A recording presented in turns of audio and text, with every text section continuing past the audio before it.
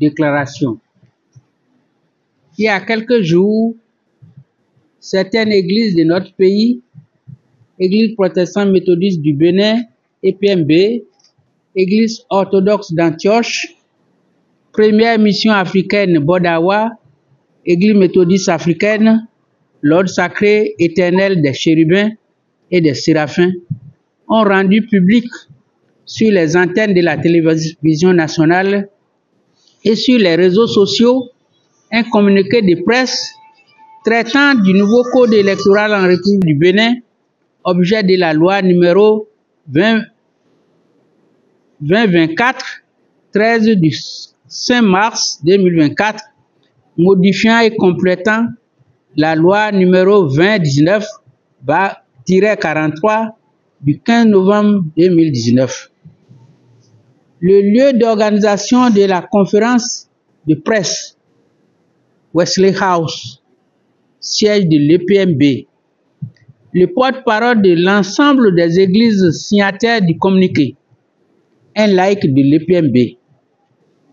Les propos liminaires et clôturants de la conférence du pasteur Ponjosu Amosu Boussa, président de l'EPMB, propos remerciant entre autres les différents participants pour leur promptitude et ponctualité à leur invitation, montrent à suffisance que la dite conférence a été initiée par notre Église. Qu'il vous souvienne que le 5 mars dernier seulement, le président de l'EPMB a envoyé le pasteur aumônier du rassemblement des cadres et leaders protestants méthodistes le représenter dans une concertation tripartite avec l'Église catholique et la communauté musulmane, et une déclaration a été faite pour inviter les honorables députés, je cite, au nom de l'intérêt supérieur de la nation, au nom de la préservation de la paix et de la stabilité de notre pays, à éviter toute loi disproportion pouvant porter à l'exclusion. Il faut à tout prix épargner au peuple béninois les violences qui ont émaillé les dernières élections par le vote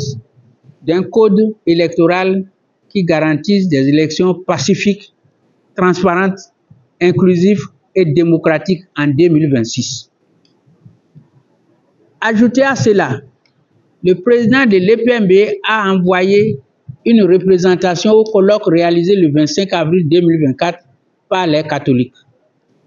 Comment comprendre alors que le même président de l'EPMB, après vote de cette loi redoutée, s'associe à d'autres confessions religieuses pour faire une autre déclaration en invitant les citoyens à accepter la loi sur le nouveau code électoral qui suscite de nombreux débats et inquiétudes dans toute notre nation, au motif qu'elle est votée par le Parlement, jugée conforme à la Constitution et promulguée par le chef de l'État. En tout cas, le réseau des laïcs pour la réhabilitation de l'Église protestante méthodiste du Bénin ne se retrouve pas dans cette initiative du président de l'Église qui discrédite notre Église, la première Église du Bénin. Cette déclaration que le réseau des laïcs dénonce comme étant contraire à la doctrine de l'EPMB ne l'engage nullement.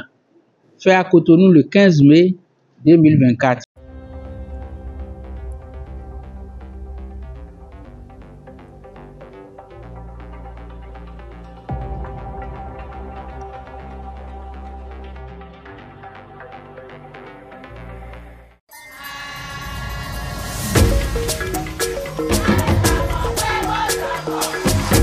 Vamos,